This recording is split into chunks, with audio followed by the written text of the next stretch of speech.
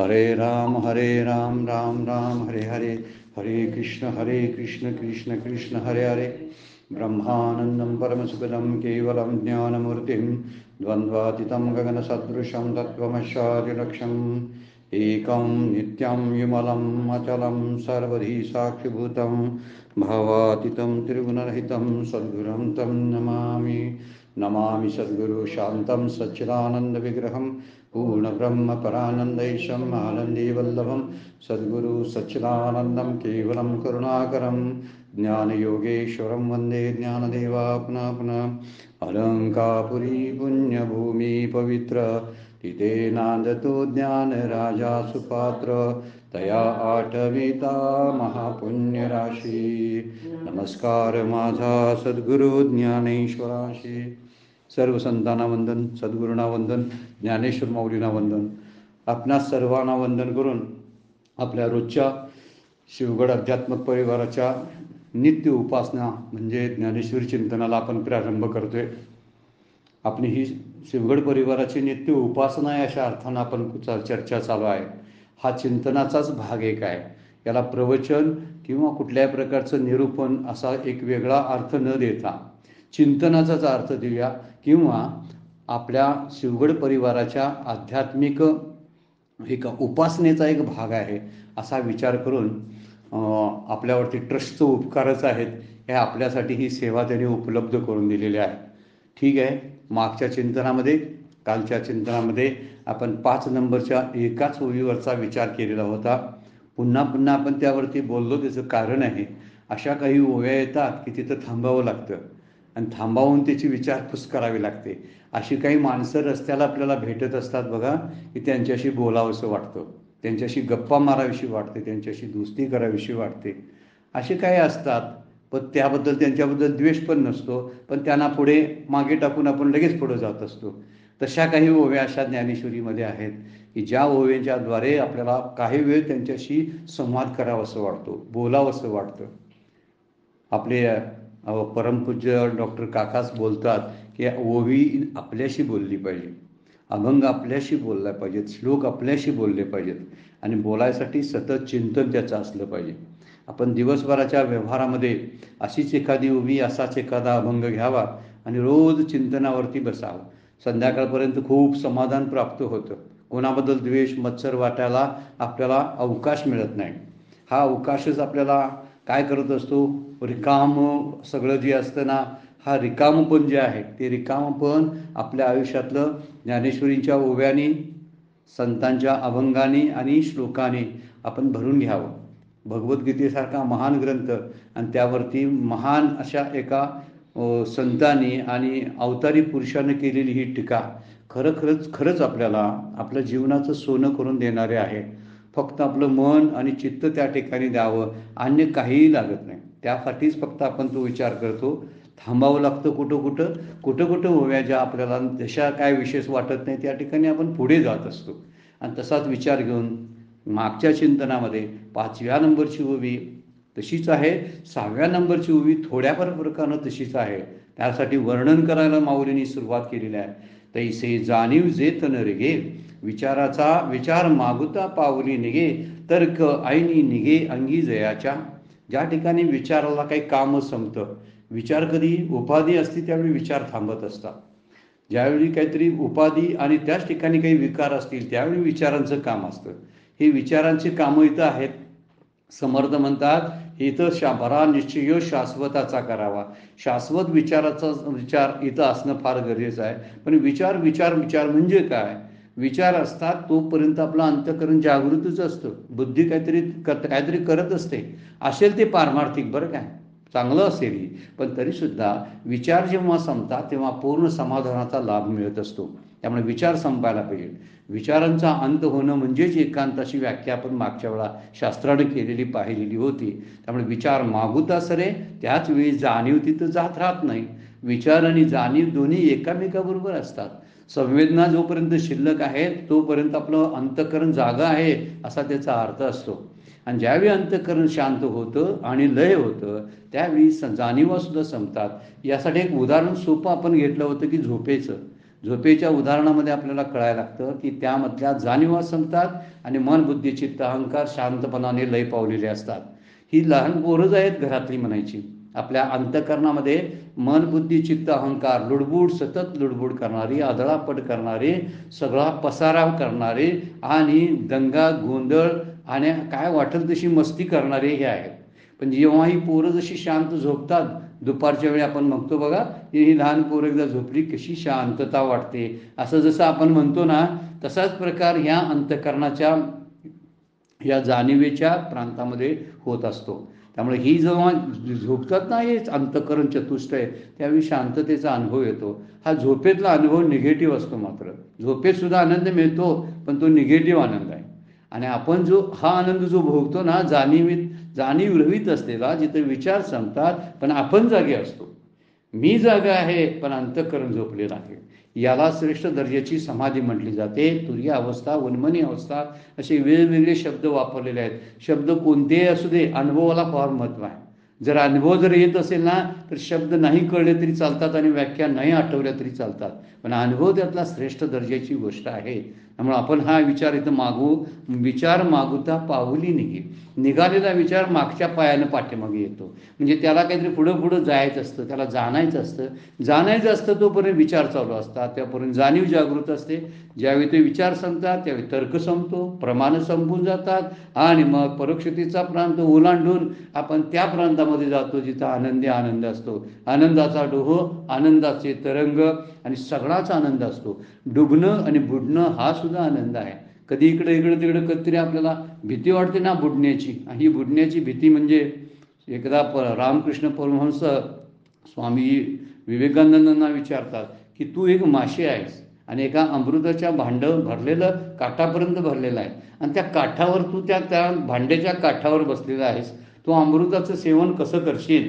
त्यावेळी रामकृष्ण परमहंसाने ह्या विचारलेल्या प्रश्नाला उत्तर देताना स्वामीजी बोलले की मी हळूवार काठावर बसून त्या अमृताचं सेवन करीत राहील आणि आनंद प्राप्त करेन. त्यावेळी रामकृष्ण परमहंस हसल्याने म्हणाले, अरे हा अमृताचाच सगळा भांड भरलेला आहे, तू काठावरून काय सेवन करतोस? बुडून जा त्यामध्ये. आणि बुडणं, अमृतामध्ये बुडणं म्हणजे मृत्यू नव्हे तर अमृत प्राप्त करणं आहे, म्हणजे मृत्यूच्या पलीकडे जाणं आहे. त्यामध्ये बुडणं नसतं. माऊलींची एक फार सुंदर ओवी आहे 12व्या अध्यायामध्ये की सगळ्यात खोल काय असेल तर भक्ती आहे. सगळ्यात खोल. इकडं नदीचं उदाहरण दिलंय, म्हणजे गंगेमध्ये जातात आणि गंगेमध्ये जात असताना तिथं बुडण्याची भीती असते. तीर्थक्षेत्रामध्ये गंगेमध्ये गेलेत, नाहण्याला गेलेत तर बुडण्याची भीती असते. म्हणून माऊली त्याच्यावरती रूपक करून सांगतात, गंगा नदीसारखी भक्ती ही एक नदी आहे, भक्तीचा डोह आहे. आणि त्या भक्तीच्या डोहामध्ये जर बुडलं नाही तर परत जीवन प्राप्त होणं असतं. गंगेमध्ये बुडणं म्हणजे मरण असतं, पण भक्तीमध्ये बुडणं हे अमर होणं असतं. खोली ये पारून निजे तरी भक्ती न बुडे जे, रोकडाची लाही जे न मरता मोक्षू, अशी ओवी आहे ती. जाऊन पाहिली तर त्याच्या आसपासच्या ओव्या सुद्धा तुम्हाला खूप आनंददायी आहेत. 12व्या अध्यायामधल्या खोली ये पारून निजे तरी भक्ती न बुडीजे, किती गंमतशीर विचार माऊली सांगतात बघा. तैसा रोकडाची लाही जे न मरता मोक्षू, असा न मरता मोक्ष प्राप्त करल्याचा विचार माऊली या ओवीतून बोलून गेलेले आहेत बरं का. इथे जाणीव संपून जाते, विचार मागे परायला लागतो आणि आपण स्वतःच उरतो, एकरूप होतो त्याच्याशी. त्यामुळे स्वतः उरतो म्हणण्यालाही अर्थ राहत नाही, अशी स्थिती आहे. त्यामुळे तर्क असा असेल तसं असेल, प्रमाण अशी असतील, त्यामुळे तर्काला तिथं स्थान नाही, राहायला जागा नाही म्हणतात. तर्क ऐनी नेगे अंगी जयाच्या. अर्जुनात या नाव ज्ञान, त्याला ज्ञान म्हणतात ना अर्जुना. कशाला? जिथं विचार मागं पाठीमागे येतोय ना त्याला ज्ञान म्हणतात. जिथं जाणीव संपून जाते ना, झाकती जाणीवेचे डोळे, वरची ओवी आली परत आठवायची. झाकती जाणीवेचे डोळे, ज्या ठिकाणी जाणीवाचे प्रांत संपून जातो ना तिथं ज्ञानाचीच वेळ आलेली असते, तो ज्ञानाचा प्रांत असतो. आणि अर्जुना त्याला ज्ञान म्हणतात. आणि हे प्रपंच जे शब्द आहे, हे प्रपंच हे विज्ञान. इदम हे शब्द इदम या अर्थानं वापरलेला आहे बघा. जे म्हणून इदम हे या अर्थानं वापरलं जातं. इदम म्हणजे हे असं बोटानं दाखवता येतं. ते बोटानं दाखवता येणारा सगळा प्रापंचिक पसारा आहे, विज्ञानाचा आहे. तो शब्द स्पर्श रूप रसगंधाला जाणवतो. तो तिन्ही पाची इंद्रियांना तो गोचर आहे. त्यामुळे त्याला इदम शब्द वापरलेला आहे. हे जे विज्ञान आहे हे, आणि ते हे जे आहे ते काय आहे, विज्ञानाचा प्रांत आहे, किंवा ह्याला विज्ञान म्हणतात. कशाला? प्रपंचाचा सगळा पसारा, ब्रह्मांड सगळं, दिसणारी पृथ्वी नव्हे, पृथ्वीच्या पलीकडे असणारे सगळे ग्रह, त्या ग्रहांचे उपग्रह, सूर्याचे किती सूर्य आहेत म्हणे, अजून पत्ता लागायचा आहे. 13 काय किती सूर्य आत्ता शोधून काढलेत शास्त्रज्ञांनी. आम्हाला एका सूर्याचा अभ्यास करताना माझे 1000 जन्म गेले तर मला सूर्याचा अभ्यास करता आला नाही, सूर्याचं तत्व जाणून घेता आलं नाही. एक अग्नी तत्व जाणताना महाभूतातलं इतकी दमछाक होते आपली. त्यासाठी वर्ष एक आयुष्य आपलं शास्त्रज्ञ खर्च करतात एका पंचमहाभूताच्या तत्वाचा अभ्यास करण्यासाठी. पाणी काय आहे? पाणी म्हणजे काय, व्याख्या काय करायची, कशी निर्मिती होते, त्यातले घटक कोणते, त्यातला रस कसा आहे, ह्या सगळ्या गोष्टीचा पंचमहाभूताचा विचार आता पुढच्या श्लोकामध्ये आलेलाच आहे. परंतु या सगळ्याला मिळून विज्ञान म्हणतात. प्रपंच हे विज्ञान, ते तर सत्य बुद्धी ते अज्ञान. हे जाण अतिशय उत्कृष्ट दर्जाची व्याख्या म्हणायला पाहिजे. ज्ञान आणि विज्ञान आणि अज्ञान ह्या तिन्ही शब्दांची व्याख्या माऊलींनी एका उभे अत्यंत परफेक्ट आणि कमी शब्दामध्ये बरोबर अशी व्याख्या केलेली आहे बघा. तया नाव ज्ञान म्हणजे ते ज्ञान, हे ज्ञान म्हणलेलं. ते ज्ञान पैगा बरवे जरी मनी मध्या नावे तरी संताया बजावे सर्वेस्वेशी त्वन मन जीवे चरणाशी लागावे. मागच्या वेळी आपण त्या ओवींचा विचार झालेला आहे की अर्जुना तया नाव ज्ञान ते ज्ञान का बरवे, जे बर्व असणारं उत्कृष्ट दर्जाचं ज्ञान आहे, ज्या ज्ञानापुढं वृत्ती ज्ञानं सगळी फिकी पडतात, किंवा वृत्तीचं ज्ञान हे त्या ज्ञानावर आधारित असतं. कारण वृत्तीज्ञान झालंच नसतं. माझा डोळा आहे, त्या डोळ्यानं ज्ञान होतं, ते वृत्तीचं ज्ञान आहे. पण डोळ्याला जी शक्ती पुरवली जाते ती शक्ती देणारं एक वेगळं ज्ञान आहे, त्याला डोळ्याचा डोळा म्हटला जातो, कानाचा कान म्हटला जातो. त्याची श्रुती त्याचं वर्णन करतेच, पण हिथं वर्णन केलेलं आहे ते ज्ञान म्हणजे ते ब्रह्मज्ञान आहे. दुसरं जे प्रकृतीपासून पृथ्वीपर्यंत सगळं जे पसरलेलं सगळं आहे, कार्य आणि कारणात्मक जो आहे प्रपंच, तो सगळा विज्ञान आहे. म्हणजे ज्याला कारण ईश्वर कारण जर मानलं, ईश्वर कारणवाद जर मानला तर ईश्वर हे त्याचं कारण आहे आणि जग हे त्याचं कार्य आहे. जगाची निर्मिती ईश्वराने केलेली आहे, ब्रह्मानं नव्हे, असं श्रुतीच सांगते बरं काय. मग तसं जर कार्य कारण भाव जर त्याचा विचारात घेतला तर कार्य कारणात्मक प्रपंच जो आहे तो सगळा विज्ञानामध्ये मोडतो. आणि तिसरी फार महत्वाची तिसरी गोष्ट सांगतात, या प्रपंचा ठिकाणी हा प्रपंच खरा आहे अशी सत्यबुद्धी, त्याला अज्ञान म्हणलेला. जिथं मी प्रपंच पाहतो हे विज्ञान आहे, त्या विज्ञानाला सत्य समजणं हेच अज्ञान आहे. म्हणजे माऊलींची व्याख्या आणि माऊलींचं या श्लोकावरचं भाष्य इतर भाष्यकारांना छेद देणार आहे बरं काय. बरीचशी आपल्यातली मंडळी आचार्यांचं भाष्य वाचत असतील, इतर काही आहेत, साधक संजीवनीसारखं भाष्य पण आहे, त्यामध्ये वर्णन केलेलं आहे. इतर काही भाष्यकार पण आहेत गीतेवरचे, हजारो आहेत. तर त्यामधलं भाष्य जर बघितलं, मला फारसं भाष्य माहीत नाही, पण साधारण आचार्याच्या भाषामध्ये ज्ञानाचं विज्ञान होणं म्हणजे ज्ञानाला ते परोक्ष ज्ञान म्हणतात आणि विज्ञानाला अपरोक्ष ज्ञान म्हणतात. माऊली तसं बोललेली नाही. ते ज्ञान हे ब्रह्मज्ञान म्हणतात, माऊली आत्मज्ञान म्हणतात, आणि विज्ञान हे प्रपंचाचं ज्ञान म्हणतात. बरं असू दे, तेही ज्ञान आहे. आणि प्रपंच काय टाका सोडा आणि तो टाकून कसं राहता येईल म्हणून माऊली म्हणतात तो असू दे तुमच्याबरोबर, पण त्याला सत्य मानणं हे अज्ञान आहे. म्हणून अज्ञानाचा नाश करायचा म्हणजे काय, तर प्रपंचाबद्दलची असणारी सत्यत्व बुद्धी नष्ट करून टाकायची, जगत सत्यत्व भ्रांती घालवायची. मग जगत सत्यत्वामध्ये माझा देह पण आहे आणि त्या देहामध्ये असणारं कर्तृत्व पण आहे आणि या कर्तृत्वातून होणारा संघही आहे. त्या सगळ्यांची म्हणजे संघभ्रांती, कर्तृत्वभ्रांती, देहभ्रांती, जगत सत्यत्व भ्रांती, या सत्यालाच फाटा फक्त द्यायचा असलं तर असू दे. इदम रूपानं, प्रपंच रूपानं, विज्ञान रूपानं ते प्रतिष्ठित आहेच. त्यालाच माया म्हटलेलं आहे. पुढे जाऊन आपण बघणार आहोत. तर हे आवरणाखाली दडलेलं पण दिसणार आहे. आता ह्याच्या खाली ब्रह्म दडलंय काय, ब्रह्माच्या आश्रयाला हे प्रपंच आहे, याचा चिंतन करण्यासारखा हा विषय आहे. कुणी कुणाला दडवलं हा मुद्दा. विश्वानं भगवंताला दडवला. काय भगवंताच्या पाठीमागं विश्व लपलेलं आहे. सर्वाधारण वर्णन केलं ती आवरण आहे म्हणतात मायेचं. मायेनं त्याला लपवलेलं आहे. पण असं कधी कधी घडते की नाही? घडते की. केवढा मोठा सूर्य आहे, प्रचंड सूर्य आहे, त्रैलोक्याला प्रकाश पाडणारा सूर्य आहे.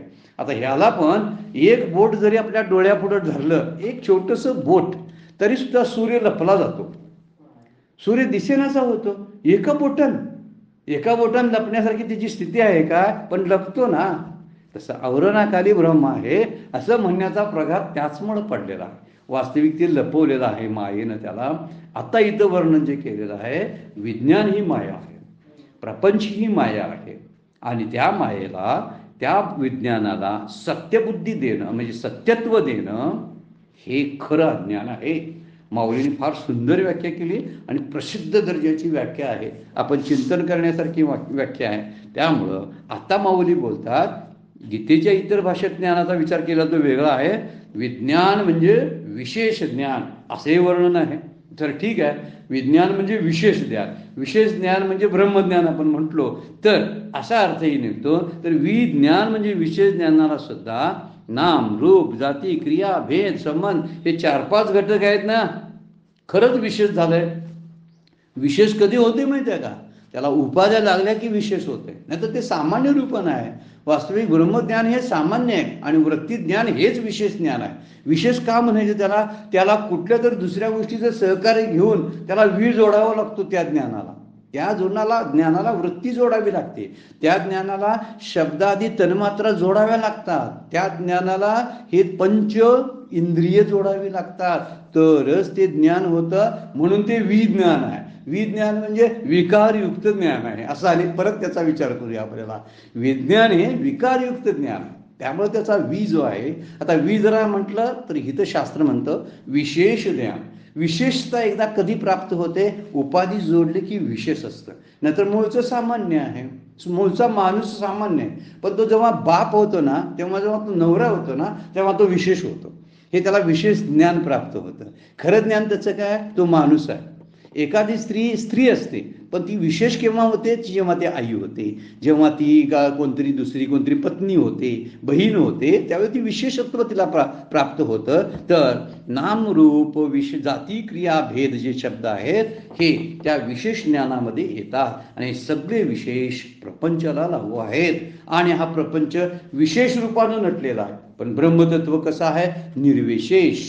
त्यामध्ये विशेष कुठले नाहीत, म्हणून ते निर्विशेष आहे. आणि हे विशेष रूपानं आहे, म्हणून ते विशेष रूपानं जे आहे, जे उपाधियुक्त असतं ते नाशिवंतच असतं. उपाध्या कशा टिकतील सांगावं? उपाध्या टिकतच नाहीत. उपाध्या निघून जातात, त्या बदलत राहतात, क्षणाक्षणाला बदलतात, क्षणाक्षराला नष्ट होतात. म्हणून प्रपंचाला सत्यबुद्धी देणं हे अज्ञान आहे. एकदा जाणून घेतलं पाहिजे.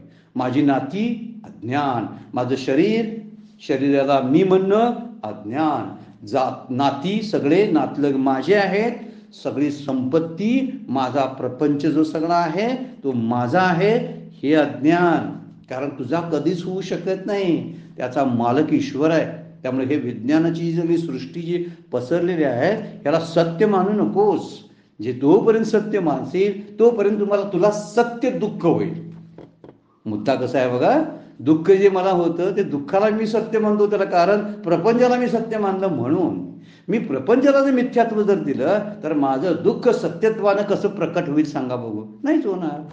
त्यामुळं संतांना जे दुःख होत नाही ना, त्याचं कारण असं आहे की त्यांनी त्या दुःखाला सत्यत्व दिलेलंच नसतं. कारण ज्याच्याकडून ते दुःख येतं, ज्याच्याकरवी, ज्या विकारातून, त्या विकारांना, त्या प्रपंचाला त्यांनी सत्यत्व दिलेलं नसतं, मिथ्यात्व दिलेलं असतं. म्हणून संतांना, महात्म्यांना, जीवनमुक्तांना प्रपंचाच्या सृष्टीचा त्रास होत नाही.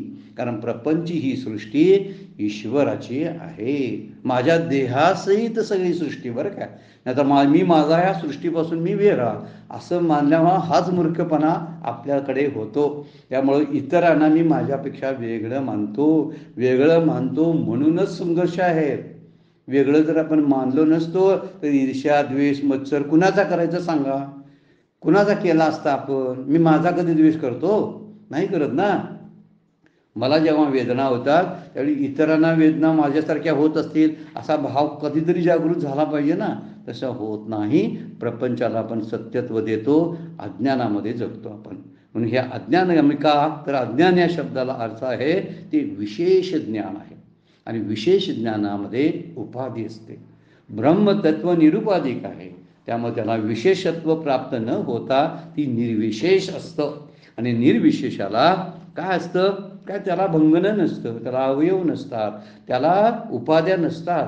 आणि म्हणून हा उपाधियुक्त सगळा प्रपंच ज्याला विज्ञान म्हटलं, तिथं सत्यबुद्धी ठेवणं, त्याला खरं मानणं हेच अज्ञान आहे. कारण तो क्षणाक्षणाला बदलतो. आणि जे बदलतात क्षणाक्षणाला त्यांना खरं कसं मानायचं. माणसं प्रत्येक वेळा शब्द बदलत असतात बघा. अशा बदलणारे शब्द माणसं जी असतात ना त्यांना आपण म्हणतोय खोटारड आहे, याच्यावर विश्वास ठेवण्याचा अर्थ नाही. आता हे जेव्हा कसं करतं, पण तेवढ्यापुरतंच आपण म्हणतो आणि परत त्या व्यक्तीशी दुरुस्ती करतोच ना. हा मुद्दा त्यातला आहेच. तसं त्याचं सत्यत्व बुद्धी दिलेली असते ते अज्ञान आहे. मग जर खोटं असेल तर ते बदलणारं असतं, क्षणाक्षणाला बदलतं. म्हणून बुद्धीचे अनेक तरंग, क्षणाक्षणा पालटे रंग. तुकाराम महाराज म्हणतात ना, बुद्धी ही माणसाची बुद्धी कधी पालटल सांगता येत नाही. क्षणाक्षणाला त्याच्यात तरंग उमटत असतात. आणि त्यामुळे हे बदलणारं, दुसरी गोष्ट नष्ट होणारं, याला सत्यत्व बुद्धी दिल्यामुळं मी ही त्यामध्ये काय होतं, मी ही नष्ट झाल्यासारखा मला वाटतो. मी मेलो, मी गेलो असं मला वाटतं. मुळात मी शाश्वत आहे. मी कसा आहे, अव्यय आहे, पण मला ते जाणवत नाही ना. कारण मी कुणाशी दोस्ती केली, जे नाशवंत आहे त्याच्याशी मी दोस्ती केल्यामुळं मला सुद्धा नाशाचा अनुभव येतो. इथं तेच वर्णन करतात. म्हणून जीवापुढे पहिल्यांदा डोळे उघडतोय जीव ना, तेव्हा संसारच येतो. नंतर तो हळूहळू खरा वाटायला लागतो. आणि खरा वाटला तर तो अनुकूल वाटायला लागतो, हा धोका आहे. खरा आणि अनुकूल वाटतो हा धोका आहे. प्रपंच असणं हा धोका नाही आहे, तर तो खरा वाटणं धोका आहे. जेव्हा आपण त्याला खरं आणि माझं म्हणतो, मालकीपणा देतो, त्यामुळंच आपण अडचणीत येतो. अडचण शब्दाचा अर्थ आहे अनंत जन्मामध्ये सुख दुःख अनुभवतो, हीच मूळ अडचण आहे. का, तर त्याला खरं सत्यत्व दिल्यामुळं. त्यामुळे यथार्थ ज्ञान होतच नाही. खरं ज्ञान हे त्या खोट्या ज्ञानाच्या पलीकडं असतं. पण आयुष्यावर माझ्या आयुष्याचं जे स्पॅन ऑफ लाईफ असतं, त्या प्रत्येक त्या स्पॅनमध्ये आपण त्या खोट्याशी संबंधित असतो ना. त्या खोट्याच्या पलीकडं जातच नाही, मिथ्याच्या पलीकडं. खरी गोष्ट आहे मिथ्याच्या पलीकडं जाणं. त्यामुळं त्यानंतर गेल्यावरच खरं ज्ञान सापडणार आहे, त्यानंतरच खरं ज्ञान कळणार आहे. पण तोपर्यंत आपण त्यामध्ये जाणतच नाही, तिथंच बसतो. मंदिरामध्ये दारातच येऊन जर पायरीवर बसलो आणि त्याचे बाहेरचे खांब आम्ही मोजत बसलो तर देवाचं दर्शन होईल काय सांगा बघू. नाही होणार. त्यासाठी काही दरवाजे ओलांडावे लागतील, त्या दरवाजांचे उंबरे पालटी घालावे लागतील.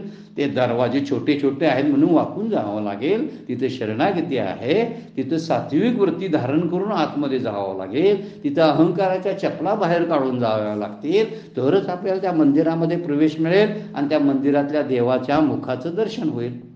जसं तसं आहे. मग जोपर्यंत हेच मंदिर आणि हाच देव असं जर मंदिराच्या भिंतीलाच मी जर म्हणायला लागलो तर मला देवाचं, खऱ्या देवाचं दर्शन होईल का? नाही होणार. खोट्या देवाचं दर्शन होईल मात्र. कारण आज खरा देव आहे म्हणून त्याच्या भोवती मंदिर आहे. पण मंदिराच्या भिंती पार केल्याशिवाय आपल्याला पुढं जसं जाता येत नाही, तसं हे यथार्थ ज्ञान प्राप्त करण्यासाठी मिथ्या ज्ञानाचा अव्यय करावा लागेल. आणि मिथ्या ज्ञान म्हणजे वृत्ती ज्ञान.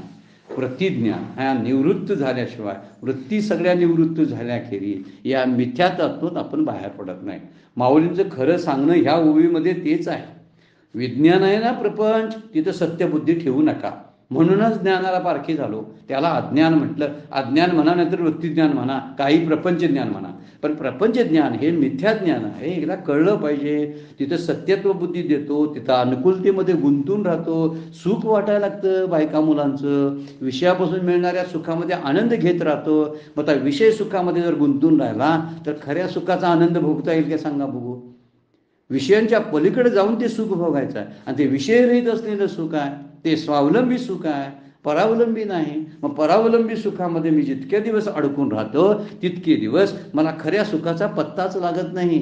जोपर्यंत मी माझा प्रपंच, माझी मुलं, माझं नातं, माझं हे जग एवढ्या सीमित अशा ह्याच्यामध्ये एका डोहामध्ये जर अडकून बसलो तर बाहेरचं पसरलेलं सगळं जे आहे तो व्यापकत्वानं असलेला भगवंत आपल्याला जाणता येणार नाही. जाणायचं असेल ना तर धारिष्ट पाहिजे. पुढं आता आपण बघणार आहोत. त्यासाठी धाडस करावं लागतं. असे धाडशी शूरवीर फार कमी असतात. ते प्रपंचामध्ये धाडस करतात पण मोक्ष प्राप्त करण्यासाठी त्यांचं सगळं पाठीमागं मग शेपूट घालतात. असा अनेक वेळा घडलेला आहे. त्यामुळे जीवापुढे हा संसार पहिल्यांदा येतो आणि पहिल्यांदा जी येतं ना तेच खरं वाटायला लागतं. त्यातच माणूस अडकून बसतो, गुंतून बसतो. म्हणून तो खरा वाटायला लागतो, अनुकूल वाटायला लागतो आणि त्यामुळे यथार्थ ज्ञान होत नाही. खऱ्या सुखाचं ज्ञान न होण्याला कारण खोट्या सुखामध्ये गुंतणं असतं. म्हणून हा विचार करायला पाहिजे. आणि हा संसार कसा आहे, माऊलींनी 15व्या अध्यायामध्ये छानशी एक उभी टाकलेली आहे. आगा उपजणे आणि निमणे हे साचची जे का मानणे, जन्माला येणं, उत्पत्ती आणि लयाचं विचार जर केला, जन्माला येणं आणि मरणं हे जर खरं मान आहे, तो जीव लोक मी म्हणे संसार हन. ओळी कशी केलेली आहे बघा. आगा उपजणे आणि निमणे हे साचची जे का मानणे, जो जीव लोक मी म्हणे संसार हर. 347 नंबरची उभी 15व्या अध्यायातली आहे. विचार सांगितलेला आहे. जिथं उत्पत्ती आणि नाश ह्या दोन्हीच गोष्टीचा खरं मानलं जातं. उत्पत्ती खरी मानल्यामुळे नाशाला खरं मानावं लागतं. माझी उत्पत्तीच नाही, मी सदाचा सदा संचेला येत ना जात नाही, अशा स्थितीमध्ये जर मी स्वतःला मानायला लागलो तर मी जन्माला आलो नाही आणि त्यामुळं माझं मरण नाही. मरण कुणाचं होतं, त्याला जन्माला आले अशी कल्पना ज्यांची असते ती. अशी कल्पना जेव्हा निमते तेव्हा त्यातला खरापणा निघून जातो. त्याला जीवलोक मी म्हणे संसार हन.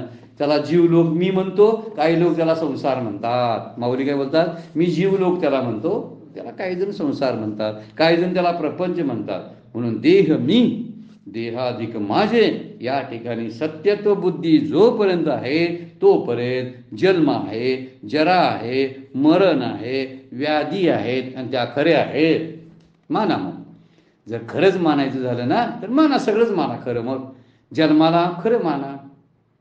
जन्माला खरं मानायचं तर मृत्यूच्या समयी रडायला येतं. मग जन्म जर खरा मानला नाही तर मृत्यूही कसा वाटेल, मिथ्या वाटायला लागेल. त्यामुळे मृत्यूचं म्हणजे नाशाचं भय उरणार नाही. माझा कसा नाश होईल, मी अविनाशी आहे, मग माझा कसा नाश होईल, अशी नुसती कल्पना जरी करत बसलो तर एका स्थितीवर पण आपण येऊ शकतो. पण आपण आता कशामध्ये आहे, देह मी आणि देहाधिक माझे, मी आणि माझं हे ओझं घेऊन आयुष्यभर कन्नत बसणं, ह्या पलीकडं आमच्याकडं काहीही नसतं. आपले सद्गुरू सतत सांगत असतात, रडायला येतं ते मी आणि माझेमुळं, अन्य रडायला दुसरं कारणच कुठलं नाही ना. कसल्या कारणामुळं रडणार आहे. माझा देह म्हटलं की देहाला असणारे विकार माझे, माझा देह म्हटलं की वृद्धत्वाची भीती, माझा देह म्हटलं की मृत्यूची भीती, माझा देह म्हटलं रोगांची भीती. आता देहच माझा नसेल असं जर मानायला आपण सुरुवात केली, मानायला म्हणजे पहिल्यांदा मानायचं आणि ते खरंच आहे, आणि तिथं आपण मानत नाही म्हणूनच अज्ञान आहे म्हणतात. तिथे सत्यबुद्धी हे अज्ञान, या ठिकाणी सत्यत्व बुद्धी ठेवणं हेच अज्ञान आहे. त्यामुळे जगाचं ज्ञान खरं समजणं आणि जगाच्या पलीकडं काहीच नाही असं म्हणणं मोठं अज्ञान आहे. जगाच्या पलीकडं काहीच नाही असं वाटायला लागतं. त्यामुळे जगच हे माझं सगळं विश्व, माझं कुटुंब हे माझं विश्व.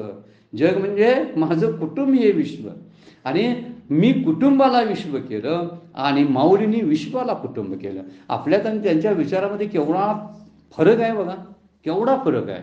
हा जमीन अस्मानचा फरक, जमीन आणि अस्मान, आकाश आणि जमीन इतका फरक आहे. मी माझ्या कुटुंबालाच विश्व करतो, माझी बायको, माझी मुलं, त्यांचे संबंधित, त्यांची सुखदुःख ही सगळी, आणि त्यातच गुंतून राहतो. त्याच्या पलीकडे जाऊन बाहेर घरदारात माणसं आहेत, गल्लीत माणसं आहेत, जिल्ह्यात, आपल्या राज्यामध्ये, भारतामध्ये, जगामध्ये माणसं आहेत, या विचारातच तो जात नाही कधी. त्यामुळे सगळं खरं खरं खरं आणि ते खोटं आहे ते खरं मानायला लागतो, आणि त्यामुळे तो प्रांतच ओलांडून जात नाही. माऊली म्हणतात हे विश्वची माझे घर, आणि मी म्हणतो हे घरची माझे विश्व. आता दोन्हीमधला फरक कसा आहे बघितला काय, लक्षात येतं आपल्याला. संतांची केवढा विचार व्यापक आहे, कारण ते ब्रह्मरूप होते आणि ब्रह्म कसा आहे? व्यापक आहे. त्यामुळे ब्रह्मरूप झालेल्यांची वृत्ती कशी असते? व्यापकच असणार आहे. साधा विचार आहे. त्यामुळे ब्रह्मरूप व्हावं म्हणजे आपण एक्सपॅन्ड होतो, आणि एक्सपॅन्ड झालो ना तर सगळ्यात प्रत्येकात असं मुरून जातो. आपण मुरून जातो, झाडात मुरतो. विमुरतो म्हणजे विरून जातो, माणसातनी विरून जातो, सगळ्या सृष्टीमध्ये विरून जातो, सृष्टीशी एकरूप होतो. सृष्टीशी एकरूप झालं की सृष्टीकर्त्याशी आपली गठ्ठी जमते. तोही आपला आनंद मला वाटायला द्यायला बसलेलाच आहे. फक्त आपण तिथे त्याच्याशी एकरूप व्हायला गेलो नाही, म्हणून आपल्याला त्या आनंदाचा अनुभव येत नाही. म्हणून बुद्धीने ग्रहण केलेल्या दृश्य जगतातील सर्व ज्ञानाला काय म्हणतात? विज्ञान म्हणतात. माऊली म्हणतात तया हे प्रपंच हे विज्ञान. सगळं जे आहे बुद्धीनं ग्रहण केलेलं जेवढं जेवढं म्हणून आहे, म्हणजे अंतःकरण वृत्तीनं. बुद्धीने शब्दाचा अर्थ आहे अंतःकरण वृत्ती जेवढं ग्रहण करते तेवढं तेवढं दृश्य जगातील इतर सर्व ज्ञानाला विज्ञान म्हणतात. त्यामुळे तुमची सगळी ज्ञानं ही अपुरी आहेत. कारण प्रत्येकाचं वेगवेगळं ज्ञान आपल्याला घ्यावं लागतं. एका ज्ञानानं भागत नाही. ह्याचं ज्ञान झालं की त्याचं घ्यावं लागते, त्याचं घेतलं की दुसऱ्याचं घ्यावं लागते. एका ज्ञानानं कळत नाही. असं काय आहे की नाही? छांदोग्य उपनिषदात प्रश्न ऋषी विचारतात की तुला असं काही कोणी सांगितलं का नाही रे? म्हटले श्वेत की तुला की असं एक जाणल्यामुळं जे जे एकदा न ऐकलेल्या गोष्टी ऐकल्यासारख्या होतात आणि न जाणलेली गोष्ट जाणल्यासारखी होते. असे प्रसिद्ध ज्ञान ते आत्मज्ञान आहे. त्यामुळे प्रकृतीपासून पृथ्वीपर्यंत असलेला जो कार्यकारण प्रपंच जो आहे ते सगळं विज्ञान आहे. आणि यालाच खरं मानून तसाच व्यवहार केल्यानं आपल्याला जे आत्मज्ञान, ज्याला यथार्थ ज्ञान म्हणतात, खरं वास्तव ज्ञान ज्याला आपण म्हणतात, ते वास्तव ज्ञान होत नाही. आता मी प्रपंचालाच खरा मानलो तर प्रपंचाची ज्ञानं आपल्याला सगळे अवगत होतील काय? सांगा बघू. नाही. पण प्रपंचाच्या निर्मिती पाठीमागं असणाऱ्या तत्वाला जर जाणून घेतलं तर अशा अनेक सृष्टी कशा निर्माण झाल्या याचं ज्ञान होईल.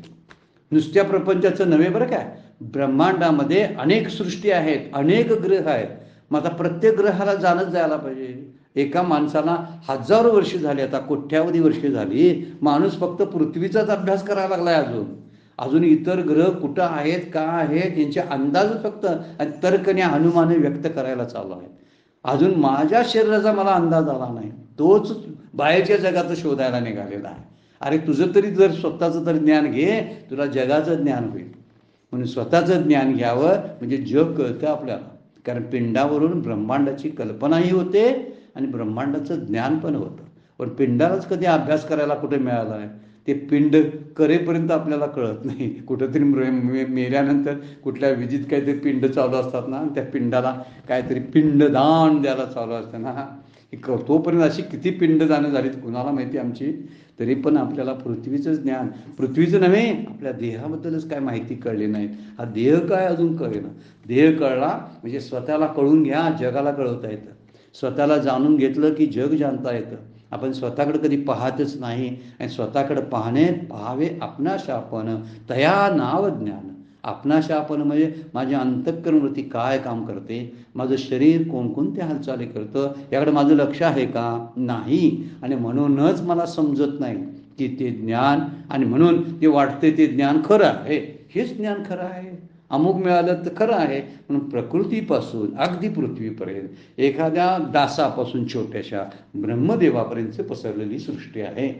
तर या सगळी जी आहेत अगदी ब्रह्मदेवापर्यंतची सगळं जे आहेत सगळे लोक ब्रह्मलोकपर्यंत सगळे प्रपंच विज्ञान आहेत असं माऊलीला म्हणायचं आहे. तिथं तू सत्यबुद्धी ठेवू नकोस. कोण म्हणेल मी पृथ्वीला मिथ्या ठरवलं पण स्वर्गाला खरं मानलं. स्वर्गाला खरं जरी मानलंस तर तुला स्वर्ग सोडावं लागेल. जे सोडावं लागत नाही ते तत्व खरं आहे याचा विचार माऊली आता आपल्याला करून द्याले. अर्जुना तया नाव ज्ञान एर प्रपंच हे विज्ञान ते सत्यबुद्धी ते अज्ञान हेही जाण. जाण जाण म्हणजे समजून घे. हे समजूनच घ्यायचं असते फक्त. हे कुठं काय पकडायला जायचं नसतं. असं असं आहे समजून घ्यायचं असतं. काय त्याला काय धरून बसावं लागते का? धरून बसायला आहेच ना ते. आता अज्ञान अवघे हरपे विज्ञान निशेष करपे आणि ज्ञान ते स्वरूपे होऊनही जायचे. आता पुढे गाणी वर्णन कसं करायला 7व्या ओवीमध्ये माऊली बघा. आता मी तुला ज्ञानाचा उपदेश ज्यावेळी करेन त्यावेळी ब्रह्मविषयक असलेलं तुझं जे अज्ञान, जिथं प्रपंचाला तुझी सत्यबुद्धी दिलीस ते प्रपंच अज्ञान आहे, ते अज्ञान अवघे हरपे. हरपे म्हणजे ते लयाला जाईल उपदेश केल्यानंतर. आणि प्रपंचाला सत्य समजण्याचं जे अज्ञान आहे त्या पूर्णपणाने ते नष्ट होईल. जे तू अज्ञानामध्ये होतास ना, कोणतं अज्ञान आहे? तर प्रपंचाला, विज्ञानाला सत्य समजणं हे अज्ञान असं माऊली बोलतात. आणि ते पुन्हा जाईल. पुन्हा हरपे म्हणजे काय? आता अज्ञान अवघे हरपे. ब्रह्मज्ञानानंतर सृष्टीचं ज्ञान नष्ट होईल. विश्वाबद्दल असलेलं ज्ञान जे आहे ते नष्ट होईल. ते परत काय करावं लागणार नाही त्यासाठी. ते ज्ञान म्हणजे त्याला मुळात अज्ञान म्हणलेलं आहे. आमच्या भाषेत सृष्टीचं ज्ञान असं आपण म्हणतोय. खरं बघायला गेलं तर सृष्टीचं असणाऱ्या ज्ञानालाच अज्ञान म्हणलेलं आहे. म्हणून इथं म्हणतात की अज्ञान अवघे हरपे आणि विज्ञान निश्चेष. निश्चेष म्हणजे अगदी मुळापासून प्रपंच हा विज्ञान संपूर्ण बाधित होईल. ज्यावेळी मी तुला आत्मज्ञानाचा उपदेश आणि ब्रह्मज्ञानाचा उपदेश करेन त्यावेळी तुझा सगळा मोह नष्ट होईल. तुझे नातेवाईक तुला जे खरे वाटतात ना ते खरे वाटणार नाहीत. ही सगळी सृष्टी, तू स्वतः आणि ही होणारी युद्ध, ही जी तुला खरी वाटतात ती युद्ध खरी वाटणार नाहीत. म्हणून कर्तव्यापलीकडं तू दुसरा काय विचार करू नकोस. तुझं कर्तव्य याला प्रायोरिटी दे. आणि ती प्रायोरिटी दिली की त्या ठिकाणी असणाऱ्या सगळ्या गोष्टीचा मग बाजूलाच जातात ना. मी तर माऊली काय बोलतात की तुला उपदेश जर ब्रह्मज्ञानाचा केल्यानंतर ते ब्रह्माविषयी असलेलं अज्ञान जे आहे आणि प्रपंचाला सत्य समजण्याचं जे अज्ञान आहे ते पूर्णपणे नष्ट होईल. पूर्णपणे निशेष करपे. करपे म्हणजे जळून जाणे. वेळ काय? तो सगळं ज्ञान आहे ना, म्हणजे जे फलकट संसार नित्यसार भगवंत तुकाराम महाराज म्हणतात, फलकट तो संसार. ते फलकट वाऱ्यानं उडून जाईल. त्याला वारं दिलं ना आणि आतले दाणे आहेत ना ते दाणे गर रूपाने दिसायला लागतील. पूर्णपणाने ते नष्ट होईल ज्ञान. निशेष करपे आणि ज्ञान ते स्वरूपे होऊन जायचे. आणि ते ज्ञान जे आहे एकदा मिथ्यात्वाचा निश्चय ह्या प्रपंचा ठिकाणी झाला की मी ब्रह्म आहे, हे वृत्तीज्ञान सुद्धा, काय शब्द वापरला, हे वृत्तीज्ञान सुद्धा ब्रह्मरूप होईल. कंधारकर महाराजांनी त्याचा विचार ओवीचा अर्थ करताना कसा केला बघा. हे ज्ञान म्हणजे मी ब्रह्म आहे वृत्तीज्ञान ते सुद्धा काय होईल? स्वरूपी होऊन जायचे. म्हणजे ब्रह्मस्वरूपच होऊन जाईल. मी ब्रह्म असं म्हणत बसणार नाही. आता मी देह असा जा पडतो. मी बाप, मी पुरुष, मी अमुक, मी स्त्री, मी पत्नी असं जे स्वप्नातलं वर्णन चालू आहे ते पहिल्यांदा बंद होईल. आणि दुसऱ्यांदा काय होईल? मग मी जर कोण नसेल तर मग मी कोण आहे? मग दुसरं बरळणं सुरू होतं. मी ब्रह्म आहे, मी ब्रह्म आहे, मी ब्रह्म आहे. तेही बरळणं जेव्हा बंद होईल तेव्हा तू ब्रह्मरूप होशील. ते ज्ञान ते स्वरूपे होऊन जायचे. ते ज्ञान जे खरं स्वरूप आहे ते स्वतः स्वरूप बनून जाशील तू. वर्णन केलेलं आहे. माऊलींचं फार खोल विचार सांगितलेले आहेत बघा. आणि म्हणून शेवटच्या श्लोकामध्ये ज्ञान द्यायचं दिलेलं नाही. कुठंही शब्द वापरलेला नाही मी तुला ज्ञान देतो असा शब्द वापरलेला नाही. ते तुझं स्वरूपच आहे रे. फक्त तुला मी सांगणार आहे हे तुझं स्वरूप आहे म्हणून. एखाद्याचं विसरलेलं असते ना, ते विसरलेलं आहे त्याची फक्त आठवण करून देणार आहे तो. सिंहाचं उदाहरण देतात ना. एक सिंहाचा बछडा छावा की बरेच दिवस एका धनगरानं आपल्या मेंढराबरोबरच पाळला होता. ते बच्चा होता तेव्हापासूनच. आणि ते त्यांचं ऐकून ते ओरडत होतं. काय ओरडत होतं? म्याव म्या म्या म्या करत होतं. बकऱ्याचा आवाज काढत होतं. आपणही बकऱ्याचाच आवाज काढतोय. काय? मी देह हे म्याच आहे. मी पुरुष, मी नवरा, मी पत्नी हे म्या करणं आहे. खरं काय आहे मग? मी पत्नी आहे का? मी नवरा आहे का? मी आई आहे का? मी वडील आहे का? ही काय माझी आयडेंटिटी आहे? What is the reality? काय आहे ज्या पाठीमागचं रियालिटी आहे जाणून घेतली पाहिजे आपण. आणि म्हणून तो बछडा त्या मेंढरामध्ये असताना त्याला कळलंच नाही की तो मी सिंह आहे. पण जेव्हा एक सिंह खरोखर आला, असा सद्गुरू रूपी सिंह आला, शास्त्र रूपी सिंह आला, भगवंत रूपी सिंह आला आणि त्यानं सांगितलं हे बघ तुला ह्या पाण्यामध्ये मी माझं रूप दाखवतो बघ. हे बघ तो कसा आहेस, तू कसा आहेस, मी कसा आहे बघ. बरोबर आहे की नाही? आपण एकाच जातीचे आहे की नाही? आहे. तू जीव रूपाने म्या म्या म्या कशाला करत बसतोस? अरे तू मुळात ब्रह्म आहेस, माझ्यासारखा आहेस. तो माझा बछडा आहेस. हे तू माझे लेकरू आत्मारामध्ये शब्द वापरला आहे की किती काय काय म्हटलेलं आहे हे काय आहे तर तुझं काहीच नाही, भुलला आहे काही चुकून आला असे जाईल. तू समर्थांचे लेकरू अभिमानी घेतला संसारू, अभिमान सांडता पैल पारू पावसील बापा. अरे टाकते वरच्या सगळ्या अंगावर घेतलेली सगळी झूल एकदा टाकून दे आणि रिकामा हो आणि रिकामपणाचा अनुभव घे. म्हणून माऊलीनी भगवंतानी कधीही 18व्या अध्यायापर्यंत कधीही अर्जुनाला म्हटलेलं नाही मी तुला ज्ञान देतो. कारण ज्ञान देणं असं मुळातच नाही. जर कोण म्हणत असेल ना कुणाला तरी एखादे तथाकथित गुरु म्हणत असतील मी तुला शिकवतो मी तुला ज्ञान देतो, नाही. त्याची ज्ञानवृत्ती जागृत करायची आहे. त्याला जे विसर पडलेला आहे ना तो प्रपंचाचा तो आठव आहे आणि ब्रह्मरूपाचा विसर पडला आहे. तो विसरातला फक्त आठवण करून द्यावी. माऊली तेच बोलायला लागलेले आहेत. आपण एकाच ओवीवर बोललोय बरं का. अजूनही 7व्या नंबरच्या ओवीचा फारसा विचार झालेला नाही, प्रस्तावना झालेला आहे. आपण आत्ताच्या चिंतनामध्ये एकच ओवी घेऊ शकलेलो आहोत. अर्जुना तया नाव ज्ञान येर प्रपंच ही विज्ञान ते तर सत्यबुद्धी ते अज्ञान हे जाण. वेळ संपलेला आहे, आपल्याला थांबावं लागतंय. आजची सेवा सद्गुरूंच्या चरणी भगवान ज्ञानेश्वरांच्या चरणी अर्पण करून विराम घेऊया. पुंडलिक वरदारी विठ्ठल श्री ज्ञानदेव तुकाराम.